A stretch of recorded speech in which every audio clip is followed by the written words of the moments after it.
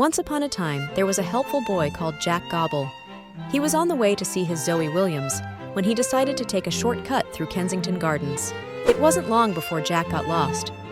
He looked around, but all he could see were trees. Nervously, he felt into his bag for his favorite toy, Mr. Teddy, but Mr. Teddy was nowhere to be found. Jack began to panic. He felt sure he had packed Mr. Teddy. To make matters worse, he was starting to feel hungry. Unexpectedly, he saw a wise frog dressed in a red waistcoat disappearing into the trees. How odd, thought Jack. For the want of anything better to do, he decided to follow the peculiarly dressed frog. Perhaps it could tell him the way out of the forest. Eventually, Jack reached a clearing. He found himself surrounded by houses made from different sorts of food.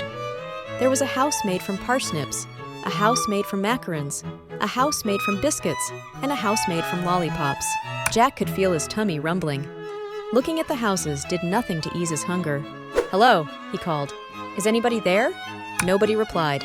Jack looked at the roof on the closest house and wondered if it would be rude to eat somebody else's chimney. Obviously, it would be impolite to eat a whole house, but perhaps it would be considered acceptable to nibble the odd fixture or lick the odd fitting in a time of need. A cackle broke through the air, giving Jack a fright. A witch jumped into the space in front of the houses. She was carrying a cage. In that cage was Mr. Teddy. "Mr. Teddy!" shouted Jack. He turned to the witch. "That's my toy!" The witch just shrugged. "Give Mr. Teddy back!" cried Jack. "Not on your Nelly," said the witch. "At least let Mr. Teddy out of that cage."